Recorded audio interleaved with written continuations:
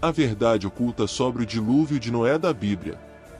Por milhares de anos, sacerdotes dedicados têm guardado conhecimentos secretos no Egito que contêm todos os fundamentos da ciência moderna que usamos hoje, da tecnologia genética à criação de reatores nucleares.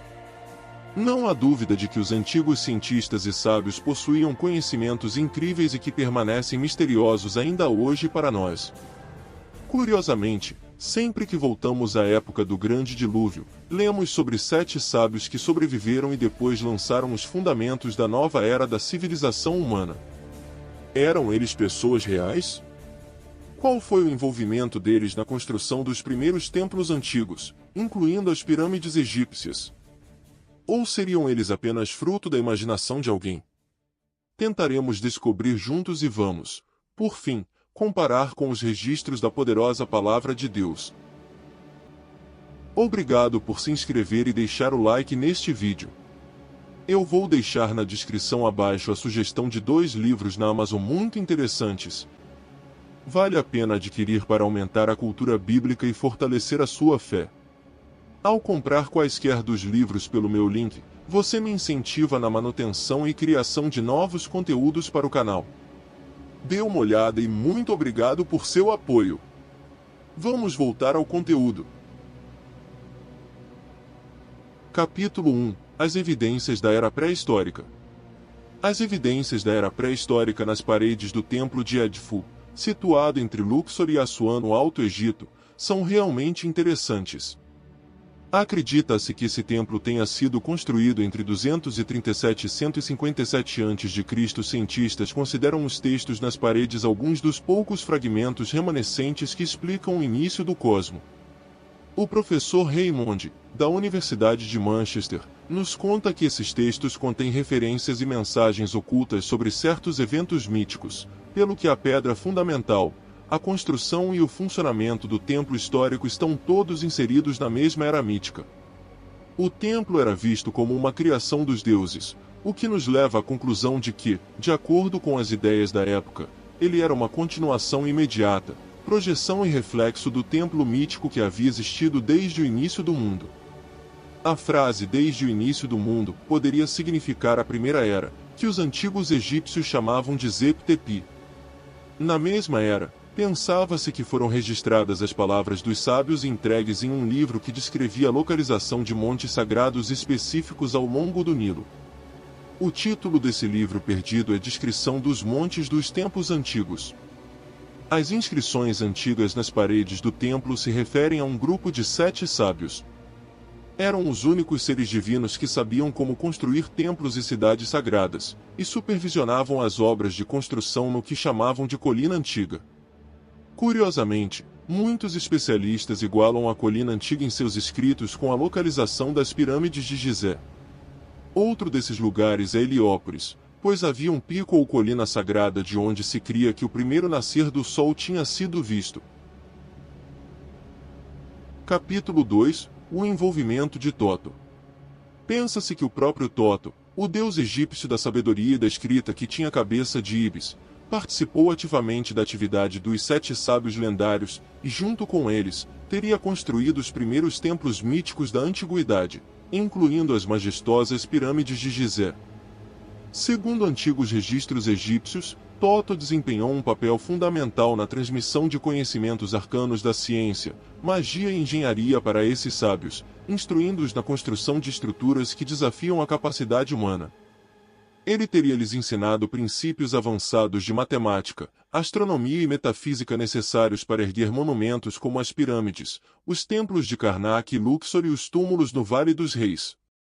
De acordo com as lendárias tábuas de esmeralda atribuídas ao próprio Toto, os arqueólogos modernos têm poucas informações concretas sobre os 7 sábios além do registro de suas realizações monumentais no Egito Antigo. Sabe-se apenas que eram 7 em número e tinham conhecimento singular em diversas áreas, possuindo um papel central na cosmogonia e mitologia egípcia. Além de construir templos e pirâmides, especula-se que os 7 sábios estivessem associados ao culto do deus solar Ra e detinham profundos conhecimentos astrológicos e esotéricos. Pinturas e baixos relevos egípcios os retratam frequentemente consultando mapas celestes e diagramas astronômicos ao lado de Toto, indicando sua maestria em observação dos céus. Segundo alguns estudiosos, os sábios teriam inclusive auxiliado Toto a desenvolver os primeiros hieróglifos e o sistema de escrita egípcio, além de registrarem por escrito ensinamentos ocultos em papiros sagrados como o famoso Livro dos Mortos. A identidade e os nomes individuais de cada sábio, no entanto, permanecem desconhecidos, cercados por mistério. Alguns textos fazem referência às enchentes primordiais que destruíram a Terra pré-histórica, conectando a lenda dos sábios ao dilúvio dos tempos de Noé. Porém, não existem provas conclusivas sobre se essas conexões têm fundamento histórico ou se são apenas lendas que se incorporaram à mitologia egípcia ao longo dos séculos. Assim, apesar de seu status lendário, a existência concreta dos 7 sábios do Antigo Egito continua em grande parte especulativa e nebulosa, verificando-se mais no campo da tradição oral e das crenças religiosas do que da história documentada. Seus conhecimentos e feitos provavelmente foram amplificados e distorcidos pela imaginação popular ao longo do tempo. Capítulo 3 – As lendas dos 7 sábios. Existem diversas lendas e tradições orais pelo mundo que fazem referência aos míticos 7 sábios do Egito Antigo. Essas narrativas populares sobre seres dotados de conhecimento e poderes extraordinários são encontradas em variadas culturas ao longo da história. Uma das lendas mais difundidas é a dos 7 sábios aparecendo após uma grande catástrofe natural para transmitirem sua sabedoria à humanidade. Eles surgem como heróis civilizadores, ensinando ciência e técnicas que permitiram aos humanos reconstruir suas sociedades, como agricultura, metalurgia, leis e governo. A lenda mais famosa é a do dilúvio, presente nos mitos mesopotâmicos e na narrativa bíblica sobre Noé. Nesta versão, os 7 sábios sobrevivem ao grande dilúvio que destrói a humanidade, com seus conhecimentos, guiam a reconstrução da civilização. Seriam eles contemporâneos de Noé ou os ancestrais que precederam o dilúvio? As versões variam. Outras tradições, como os escritos herméticos, descrevem os 7 sábios como professores de filosofia, matemática, astronomia e alquimia. Teriam fundado as ciências ocultas e iniciado grandes pensadores nos mistérios da natureza, influenciando as doutrinas esotéricas. Há ainda relatos dos 7 sábios como conselheiros de sacerdotes e reis, usando sua sabedoria para guiar os destinos de impérios e dinastias. Ou como magos poderosos capazes de realizar feitos sobrenaturais e manipular as forças da natureza a seu favor. As histórias dos 7 sábios estão presentes desde as antigas civilizações egípcia e mesopotâmica até os tempos medievais, sempre carregadas de elementos fantásticos.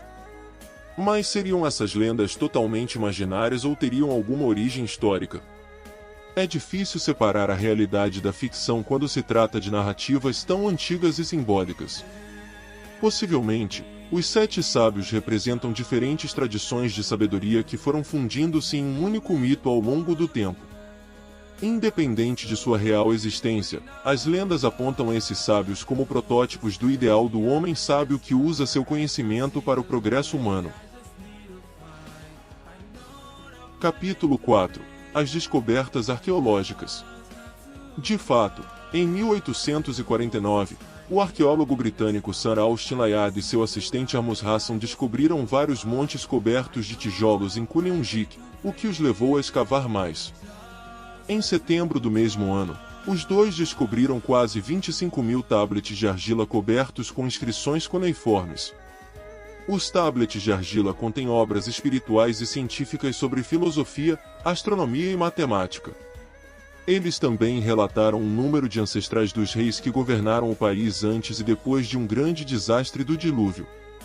E esses tablets continham a maior obra da Mesopotâmia, a Epopeia de Gilgamesh. Esta é a lenda de Gilgamesh, o herói sumério que era 2/3 Deus e 1/3 homem, e alegava ser imortal como os deuses.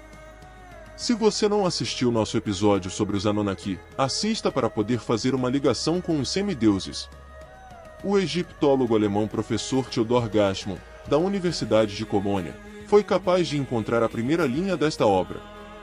Ele a encontrou no porão do Museu Britânico em Londres, e o tablete de argila dizia: Gilgame, que viu o poço da primavera, os fundamentos da terra, que conhecia os caminhos do mundo, era sábio em todas as coisas. A epopeia de Gilgame foi gravada na forma de um poema em 12 tablets de argila. Ela só conseguiu sobreviver porque os recém-chegados conquistadores da Mesopotâmia não consideravam o cuneiforme uma escrita. Os tablets, 200 em número, contêm semelhanças impressionantes com a Bíblia, só que foram escritos vários milênios antes. Os arqueólogos que fizeram essa descoberta não perceberam quão sensacional ela era e embrulharam mal antes de enviá-la para a Grã-Bretanha para tradução. Portanto, devido ao tratamento incompetente, muitos dos azulejos foram danificados e não puderam mais ser lidos. Capítulo 5 – As descobertas de George Smith. Foi graças ao trabalho de George Smith, um jovem funcionário desconhecido do Museu Britânico em Londres, que o significado histórico dessas lendas antigas se tornou claro. Naquela época, porém, ninguém no chamado mundo acadêmico sabia que havia uma literatura babilônica assíria que merecia ser classificada ao lado das grandes realizações de escritores posteriores. O jovem Smith acabará de chegar ao ponto em que Gilgame e seu amigo Enkidu derrotaram com sucesso o demônio touro Umbaba na floresta de cedros do atual Líbano, em seu retorno triunfante. A deusa Ishtar viu Gilgame vestido com suas vestes festivas, usando a coroa de vencedor, e se apaixonou por ele. Por sua vez, ele não queria saber nada sobre sua admiradora e a insultou, chamando-a de prostituta, pois ela já tivera muitos casos amorosos. Depois dessa humilhação, Ishtar voltou enfurecida ao céu e reclamou para a grande deusa. Então exigiu de seu pai Anu a morte de Gilgame. Em resposta, Anu criou um touro na terra que 100 guerreiros não conseguiriam domar, mas Gilgame passou no teste e foi vitorioso novamente, com a ajuda de seu amigo Enkidu. Ishtar, que assistiu à luta do céu, amaldiçoou Gilgame e Enkidu. Na noite seguinte, Enkidu teve um sonho no qual o Conselho dos Deuses o condenava por ter ajudado Gilgame na destruição de Umbaba. A sentença foi imediatamente executada e Enkidu morreu naquela noite de uma doença incurável. Gilgame lamentou seu amigo, mas ao pensar que também estava prestes a morrer, estremeceu de medo. Então, lembrou-se de um parente distante a quem os deuses haviam concedido a imortalidade. Gilgame partiu em busca de Utnapishtim, mas bem quando tudo estava prestes a ficar claro, a história acabou. Smith descobriu que essa era apenas uma parte das inscrições e a história do imortal Utnapishtim estava presente apenas parcialmente. Os tablets de argila com a continuação dessa epopeia estavam escondidos em algum lugar nos aposentos do Palácio de Nínive. Na verdade, Smith ficou animado ao descobrir quase o momento da história em que Utnapishtim contou a Gilgame sobre o tempo antes do grande dilúvio. Claro, o que ele tinha lido até agora da epopeia de Gilgame continuava incomodando. Smith estava desanimado porque queria ir a Nínive, em Ocos, para continuar sua pesquisa, mas isso custava muito dinheiro e, para um funcionário simples como ele, era muito difícil obter financiamento. Além disso, quem concordaria em ajudar a encontrar os tablets de argila que poderiam conter evidências de que a Bíblia não oferece as informações mais antigas e nem é a única fonte? No entanto, um benfeitor de Londres investiu cerca de 1.000 guinéus, cerca de 40.000 euros, na empresa de George Smith. Foi o Telegraph de Londres que mostrou interesse arriscado nos relatórios de pesquisa do jovem, tornando possível nosso acesso ao conhecimento antigo. Em 3 de dezembro de 1872, George Smith anunciou sua descoberta para uma audiência espantada da Sociedade de Arqueologia Bíblica de Londres. Mesmo que as senhoras e cavalheiros não estivessem particularmente encantados com a descoberta e até difamassem Smith, eles não conseguiram distrair o explorador entusiasmado de sua empresa. Consequentemente, a equipe de pesquisa partiu para Nínive no início de 1873. Imediatamente após a chegada, Smith começou a escavação.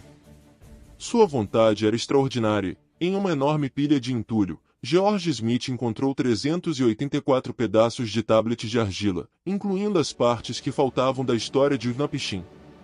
Os azulejos nos dizem que muito antes da inundação do rio Eufrates houve uma cidade chamada Shuruppak. Quando os deuses decidiram inundar a terra, O deus Ea, que participou do Conselho dos Deuses, escolheu ser guardião do homem Utnapishtim e decidiu alertá-lo sobre o desastre iminente. Homem de Shuruppak, abandone suas posses e construa uma embarcação para salvar sua vida.